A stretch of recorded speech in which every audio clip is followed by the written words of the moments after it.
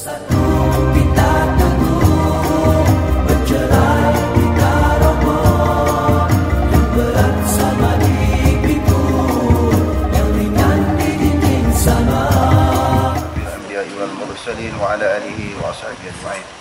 Allahumma rabbi shrah li sadri wa yassir li amri wa hlul 'uqdatam min lisani yafqahu qawli wa la hawla wa la quwwata illa billahi al-'aliyyil 'azim.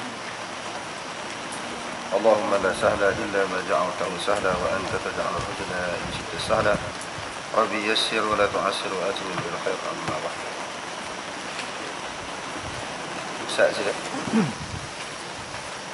Bab al-musalli yunaji rabbahu azza wa jalla. Okey.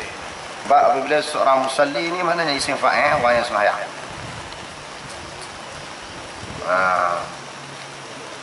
Orang yang sembahyang tu dipanggil musalli.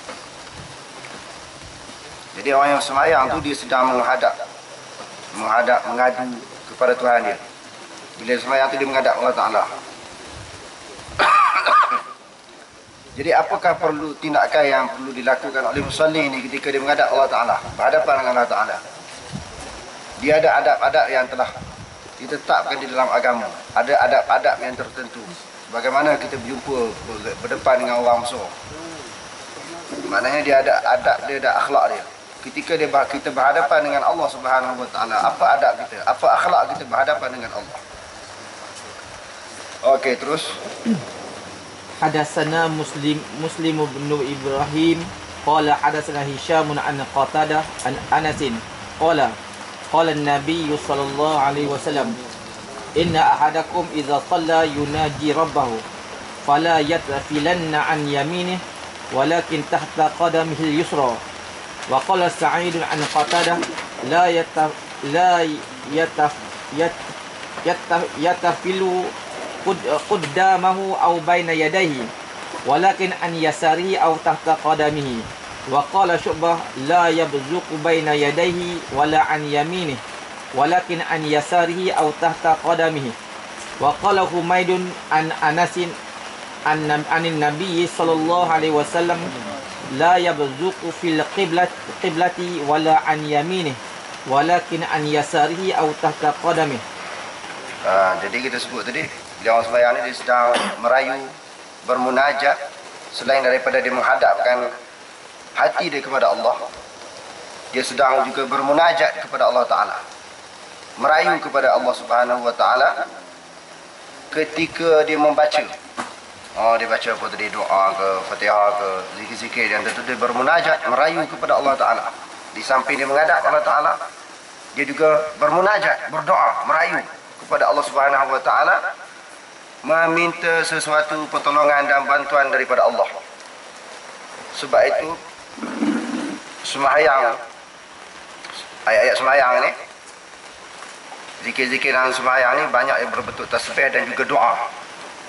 Doa rayuan kita, pengaduan kita kepada Allah Subhanahu Wa Ta'ala supaya Allah Ta'ala memperkenankan permintaan kita. Selain daripada Fatihah, apa-apa surah yang kita baca, apa-apa ayat yang kita baca itu bermaksud, bertujuan begitu, merayu, munajat kepada Allah Subhanahu Wa Ta'ala. Jadi Nabi sallallahu alaihi wasallam bersabda, Imam Bukhari dengan sanadnya daripada Anas bin Malik, dia berkata, sabda Nabi sallallahu alaihi wasallam, sesungguhnya kamu apabila sembahyang dia memunajat akan Tuhannya. Oleh kerana itu dia janganlah meludah ke arah kanan, tetapi ludahlah di bawah tapak kakinya yang kiri. Maknanya kalau ada orang musuh depan kita, itu ludah depan tu ada hormat tak? Pertamanya akhlak kita dengan orang musuh. Kalau dengan sultan, dengan agung, kena menampur. Apatah lagi Allah Ta'ala ni raja segala raja, sultan segala sultan. Jadi kita kena ada akhlak kita, adab kita berhadapan dengan Allah Subhanahu Wa Ta'ala. Jangan ludah di depan dan juga ke arah kanan. Jadi Nabi kata kalau nak ludah juga, sebenarnya bukan saya saja nak ludah ni. Tengok sembahyang ni tak ada orang buat macam tu. Kadang-kadang tengok sembahyang ni dia berasa ada makanan terkeluar.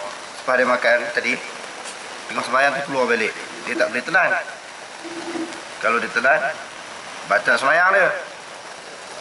Ataupun gusi dia berdarah, dia kena ludah. Dia tak boleh telan juga batal. Kecuali dalam mazhab Syafi'i, orang yang dibalakan dengan sentiasa gigi dia berdarah. Bukan ketika tu je. Darah lagi yang tu tak apa, ada keuzuran dia telan. Diberi kemaafan. Okey, kalau nak ludah, boleh ludah tengah sembahyang tu. Pertamanya tengah sembahyang boleh ludah.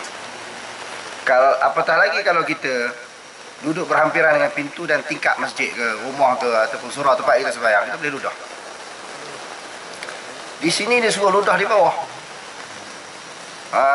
Ludah di bawah. Maknanya dalam masjid, ludah dalam masjid lah. Bukan macam tu. Dulu dah kita sebut kan, masjid zaman Nabi ni dia lantai dia tanah pasir. Bila ludah, dia kambus sebalik dengan pasir ataupun tanah tu. Dia gesek dengan kaki dia, tarik balik tanah ataupun pasir untuk timbus apa dia ludah dia. Sebab di dalam hadis yang lain Nabi SAW bersabda, al-buzaqu fil masjid khati'atun fa kafaratuhu dafnuha.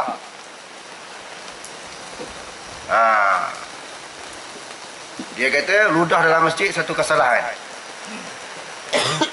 Jadi bagi menebus kesalahan ludah dalam masjid ini, dafnuha maknanya ditanam, kambus balik ludah tu. Tapi kalau masjid tempat kita ni, kita tak boleh ludah. Hukum dia haram. Kalau macam tu nak buat macam mana?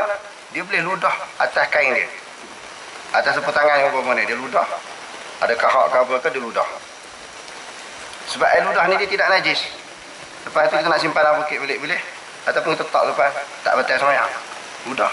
Kita letak dalam sepetangan ni, kita buang, letak ke tepi. Letak di bawah. Maknanya tak batal. Maknanya isu ludah dalam masjid dah tak boleh zaman sekarang ni. Sekali orang kata ikut dalam hadis kata boleh ludah. Sunnah Nabi, orang kata sunnah Nabi, Nabi tak larang. Cikgu Syekh balik teman waya ludah dalam masjid. Baca pula hadis Tirmizi. Orang Badui kencing dalam masjid, balik kencing dalam surau pula. Jangan baca macam tu. Baik tanam. Tak boleh dalam tempat sekarang ni. Okey. Dia kata, telah berkata Sa'id dan juga Qatadah, tidak meludah, layak buzak dan yantafil memberi maksud yang sama, iaitu meludah. Yantafilu maknanya meludah. Seseorang itu yakni musalli jangan meludah qudamahu di depannya. Qudam maknanya depan. Au baina yadayhi, adapun dengan makna au baina yadayhi, di depan juga maksud dia. Baina yadayhi dengan maksud di depan juga. Walakin an yasarihi, tetapi kalau nak ludah juga sebelah kiri. Au tahta qadamaihi, ataupun di atas, di bawah tapak kakinya. Di bawah tapak kakinya. Jangan di depan, jangan di kanan. Dia ludah, dia kambus dengan tapak kakinya. Sudah sini boleh keluar suara bunyi lah. Itu tak kira yang tu berdasarkan kepada keperluan lah. Kalau kita ludah tak kuat tu dia meleleh. Poi, keluar tu keluar suara. Tak apa. Tak batal sembahyang. Fiqh dalam hadis ni sebenarnya mudah ya. Yang jadi berat tu apabila kita tak tengok fiqh, tak beramal dengan fiqh berdasarkan pada hadis tu, jadi ketat, jadi berat. Termasuk bunyi lah. Sama. Masuk kita boleh buat.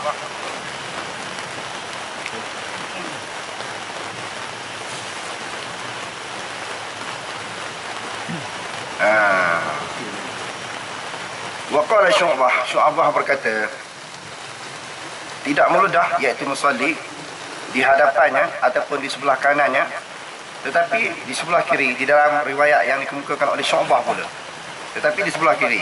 Au tahta qadimihi, ataupun di bawah tapak kakinya. Dan berkata Humaid daripada Anas daripada Nabi SAW, tidak ludah ke arah kiblat. Riwayat yang berbeza, sama ada dia kata baina yadai ataupun qudamahu, memberi maksud yang sama. Wala yabzuq fil qiblati, ke arah kiblat, makna sama juga depan.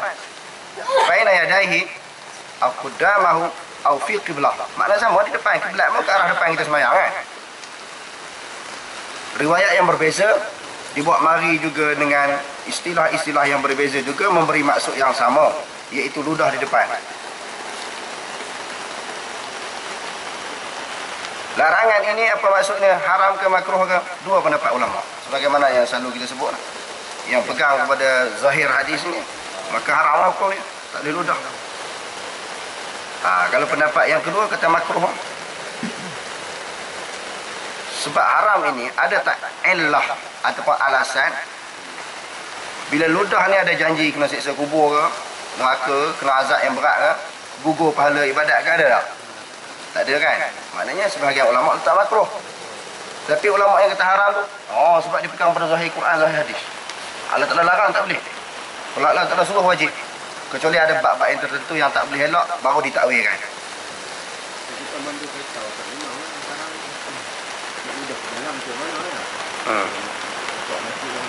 Ya, berhenti dulu.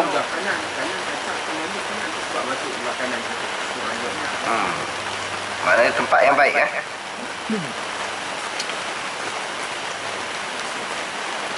Dan juga bukan daripada sebelah kanan tetapi sebelah kirinya ataupun di bawah tapak kakinya. Okey, terus. Hadatsana Asu bin Umar qala hadatsana Yazid bin Ibrahim qala hadatsana Qatadah an Anas an Nabi sallallahu Anas bin Malik. Ada ayah dia ada tak itu? Tak ada. Allah. Ada jatuh sebut sekali ayah dia. Biar riwayat di atas pun tidak sama. Tak ada ke? Anas bin Malik. Sebab Anas ni pun dia ada Anas yang lain. Sebab tu Anas yang ni kita kena sebut nama. Okey, terus.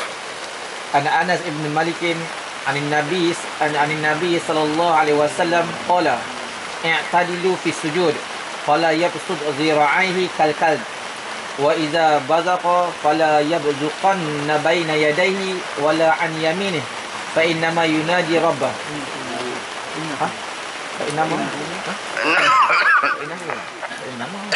Innahu hu kembali kepada musalli. Ini fa innahu Nama ya, syarah ya. Ada gugur tu. Maknanya hu tu kembali kepada musalli tu. Orang yang sembahyang. Okey, Imam Bukhari dengan sanadnya daripada Anas bin Malik daripada Nabi SAW. Nabi bersabda, bersederhanalah pada sujud, jangan melampau.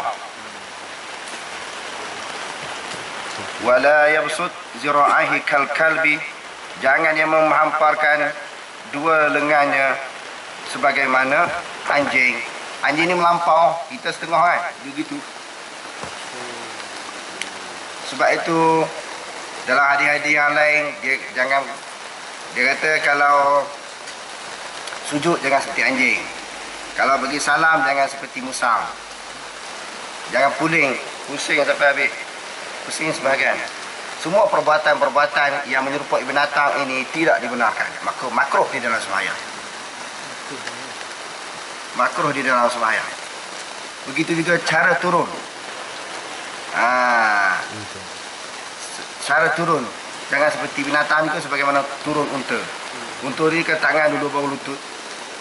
Cuma itu khilaf lah. Sebagian ulama kata sebab ada, nanti sampai hadis ni kita bincang.